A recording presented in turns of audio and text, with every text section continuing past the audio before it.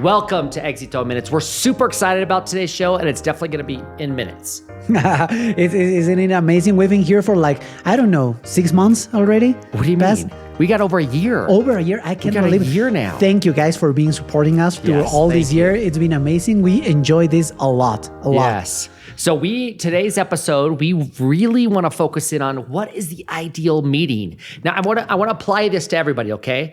If you're at the university, you have what's called a cohort, and you have 6 or 8 people that you're going to go study with, and you're going to plan a meeting. If you're ecclesiastically engaged or involved, then you might be doing a religious meeting or a humanitarian meeting. You might want to have a meeting with your family members. So we're going to talk about meetings apply outside of just the business. And so also, we want to talk about what's the most effective business meeting you could have. And if you were in the middle of a business meeting, you have to jump to another business meeting and then jump to another business meting, how can it still be effective when you don't have agenda? That's what we're going to talk about. So let's get started. Alex, have you ever been in a bad meeting? Oh, I have lots of stories about bad meetings. It's I call this romantic meeting, where people start to telling you stories about, hey, the other day and my boss, and did you hear about this about my company? It's we need to start thinking about the meetings, the numbers, the objectives, the metrics, and all that stuff. So I love that you just said that, the numbers, the objectives, and the metrics. I mean, you just threw that out flawlessly, and that's exactly what we're talking about here today. I think what happens most meetings is people get squirreled. Yeah. It's a phrase of a little squirrel that takes off running, and your mind goes down, and then everybody jumps on to talk about that. So the very first thing that Alex and I, before we started, we decided, okay, what's the very first tip we want to talk about before we started this podcast? And it was write your objective of what is success. If you can just write, all right, we're having this meeting, and define success. Now, if you have time, there's 2 ways to do this. If you have time and it's before a meeting, then you want to send off under the subject when you invite everybody, definition of success for this meeting is, and then you want to have a full agenda, right? And that right there will help you be successful. But it's not always that simple. I mean, just Alex and I were in a meeting this week, and we literally had to jump from one meeting to the next meeting to the next meeting. And what happens is sometimes you just get plopped into a meeting, right? And so if you walk into a meeting, Alex, and you go from one meeting to the next meeting, and you sit down and you have no idea what the meeting's about, what are some of the questions you should ask before you allow them to start a meeting? Awesome question. The very first question to me is, what is the agenda for this meeting? Yes. That's the very first one. Thinking about the time that I have, because probably you'll have more meetings after that. So you don't have the time taking 2 to 3 hours just to talk about how's life going. Is what's the agenda for the meeting? That's my very first question. So the second one is, how long are going to last this question? That. How long is going to be the meeting? The meeting, yeah, I'm sorry. How long is going to be the meeting? So think about that. If you come in and sit down and say, hey, thanks for the invite in the meeting. I love getting to know all you. What is our time frame for this meeting? All right. Oh, you 3 have to be done in 25 minutes. We have 25 minutes. Does everybody agree it's 25 minutes? What's the agenda? You can ask those things even though you're not in charge of the meeting. So, and if by doing so, it helps kind of click everybody's mindset into a position of, I have a time frame, I have an objective, and what happens, Alex, if they don't have an agenda? Yeah. What should you do if they don't have an agenda? I'll create an agenda right on that time. Yes. It's what are the topics that we're going to discuss? What are the objectives that we're looking for? So let's write it down in a place where everybody can see what we're trying to do in that specific meeting. And I think what happens here, and I love this advice, I think 2 things happen. 1, people get squirreled. 2, people get into a meeting, they're a little bit uncomfortable because they don't know what the meeting is and they don't want to ask. When you ask, it shows your intelligence of hey, I want to give you the best value. I'm going to give you value, and I want to know, without taking advantage of your time, what's your time frame that we can have this meeting? So Alex just pointed out, okay, first of all, if you get stuck into a meeting or get dropped into a meeting, doesn't mean you're stuck, but if you get dropped into a meeting, the first thing you're going to do is say, okay, what's the objective for success? 2, oh, you don't have an agenda? Let's spend the first 3 minutes of this meeting writing the agenda so everybody here has buy-in to what's the most important. And then I love what you said even earlier. What's the objective? What's the metrics? What are we going to talk about any metrics? And are there any decisions to be made? I would suggest that at times people will say, yes, we're going to make the decision of whether or not we should open or close a city, or we're going to do whatever that decision is. Then say, if we're going to make that decision in this meeting, does somebody here have data to make that decision?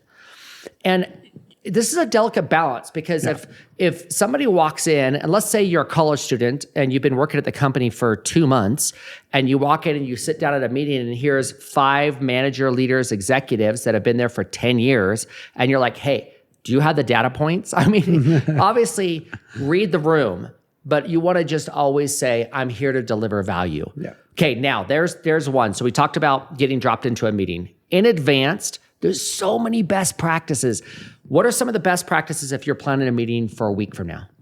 I'll think the very first thing that I'm thinking when I'm planning a meeting is, first of all, I need to communicate to those who are be attending to the meeting so they can make all the plans and they can gather all the information. It's like letting them know beforehand that the meeting, the timing, the topic that we're going to talk about, and also the things that I will need from them to bring on the meeting. I love that. So you're asking, what do you specifically need from them?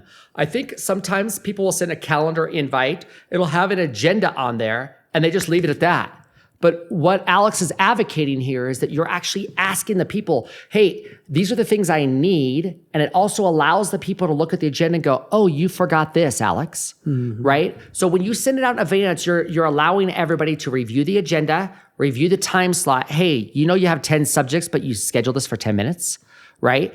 And so they're spot checking you. So now you make sure that they're looking at the agenda, they're looking at the time frame, they're looking at what the success is, and they can also know what they need to deliver in that meeting. Also, something that I love to ask the team when I'm going to have a meeting is like, this is what I'm going to looking for on that meeting. So I'm going to ask you about this, and I want you to know everything about this and all that stuff so they can be prepared not just with the numbers, but also with ideas. I actually ask them, the people, out loud. I need you to bring new ideas about this. And something that I love to do is also, I love to tell this to my team is like, strategy means that you need to understand the needs of the company or the people or whatever you are. It's like if you're a college student, it's like the necessity of the group or the class or whatever it is, and bring ideas that will help us to get to another level.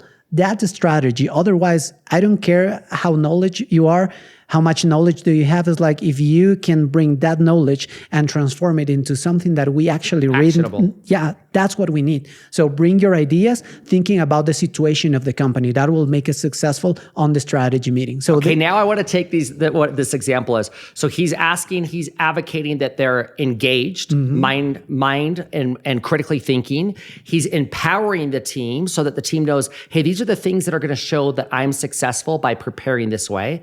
So imagine the success you have when in advance you give expectations of what the group's going to have to deliver in that. So I know that if I was going to attend a meeting like that, and I'm like, these are the topics, this is success, this is the outcome, this is my assignment, and I want new ideas, then I can have ideation with my team, and we can brainstorm to say, hey, I'm going to a meeting with Alex. These are the things that he's asked us to prepare. What ideas do you guys have? Now I'm feeling part of the meeting. I'm feeling part of the solution. And so when you can in advance, obviously, I would advocate to send a calendar reminder with all the information and then say in there, if anybody has other ideas or wants to adjust the agenda, let me know. And then you can put in the notes section of a calendar appointment. I can't tell you how many people don't use it. And now everybody that reaches out to me in any format, hey, I need some advice. Hey, I want to ask you about the podcast. Hey, I want to find out what it's like to live in Quito. Every time I write back, send me a calendar appointment at this time, because it forces them to go in and learn that system. And a lot of people here locally are like, oh, I've always wanted to learn that. So they YouTube it real quick and they send me a calendar invite. So calendar invites are beautiful. But what happens if you know somebody who doesn't use or run by a calendar? What would you do from there? Like, I'm clueless. I'm literally asking you. You've worked with people that don't use calendars. You're right. Right? So how do you do that? When actually most of the people, they don't use calendars, even though if you send them an invite through the calendar, it's like, no, I didn't see it. Oh yeah, you sent it me like 2 days ago. I'm sorry, I never watch it. So what we do is like, well, what I do is I call the people like a day before to make sure that the meeting is going to happen on that time. And an hour before is like, hey, remember that we're going to have this meeting in about an hour and we're going to talk about this. We probably use WhatsApp through the messages and all that stuff, but making a phone call before that happens, that will make sure that the people knows that you're asking, that you're asking them to have this meeting and the topics and all that stuff before the meeting happens. I love that. Sorry, I barely cut you off there. No. But the truth is, I love that because the sense is, it doesn't matter if it's a phone call, it's a reminder. It's a WhatsApp text, it's a normal text, it's an executive assistant calling, a virtual assistant calling them and saying, don't forget you have this meeting coming up and these are the deliverables. Anytime you can give anticipation, give anticipation. I think from a meeting perspective, there's one other thing I'd like to add, and anything else you want to add, but I think a lot of meetings, you come out, you feel good, especially if it's humanitarian, you feel good, everybody's like excited, and they leave and nothing happens. And part of that's because it's a volunteer scenario, right? Yeah, right. And so one of the things that I would advocate is have a simple who, what, when. If every meeting somebody has a who, what, when, in our meetings, somebody's always putting something in Asana. And I don't care if it's Slack, Asana, Monday.com, ClickUp, whatever it is. You can put it in there. If you're not doing it there, you don't need to spend money. All you have to do is take a tabla and put in who, what, when. Now, one of the keys to successes with the who, what, when, which is super important when you're in a meeting, is you don't write down what Alex is going to do. You say, Alex, I'm taking notes. Describe what your what is, and you'll be shocked. Because I'll literally say, hey, I want to find out in Tijuana if we can expand on customer service. Oh, can you do that? Great. When could you have it done by? I can have it done by next Friday. I'm like, great.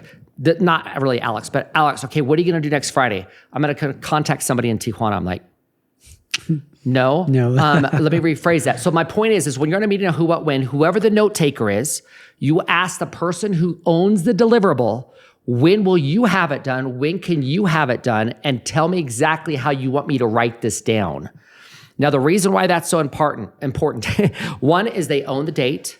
You're not saying as a boss, hey, I want that by next Thursday. Because the truth is you don't know if they can have it by Thursday. Sure, they're going to say yes, but they're going to give you a crappy product if they don't have time for it, or they're going to turn it in on Friday anyway. So you say, hey, Alex, when can you turn that in?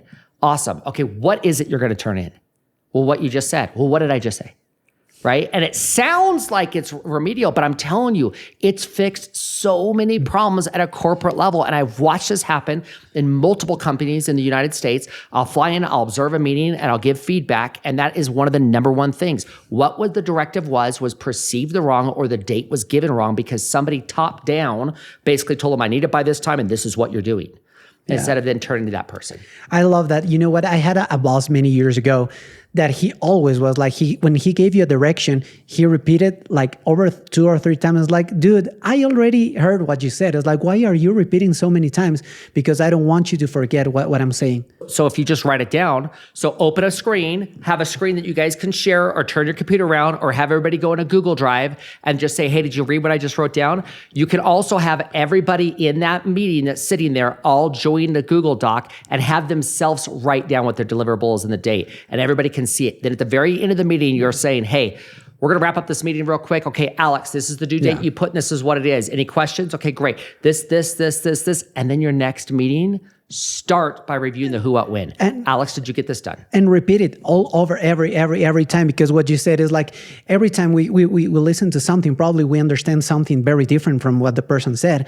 It's like, okay, no, I need to make sure that this is going to be the plan. This is your what, this is your when, this is and your why. That's your why.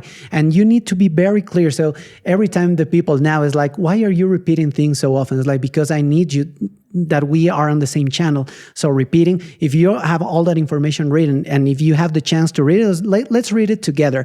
So now I see that you're going to call somebody in Tijuana. No, that's not your what. So let's work out together, because probably by the next Friday, you're going to tell me that you called somebody there, and that was not the task that is meant to do. So every time, spot checking on the task that you're committed to do will help you a lot. So there you go. So if you have a technology aspect where you can actually use a spreadsheet, and you can actually have that information in it. If you can't, like Alex is saying, then repeat it, have them repeat it, look what they wrote down. I think these tips will help you. We think at this point in time that the most successful meetings are when somebody comes out and they know they contributed, they've got a due date and an action item, and that they look back and go, wow, that was a successful meeting. Yeah. And if you achieve that, I'm telling you, your life will change. So will your businesses, so will your humanitarian efforts, so will your church meetings. Every aspect of meetings can be so much better. Stick to the time frame though. Yeah. All right. Anything else? No, I think it's perfect. I never take anything personal. It's going to be like, why are you saying this to me? It is because of me. No, it's a meeting, it's business, it's professional, it's nothing against nobody. So never take something personal because it's not. And you will enjoy the meeting even more. Yes, I agree. Thanks for joining us. We appreciate you being here. Have a fantastic day. Bye.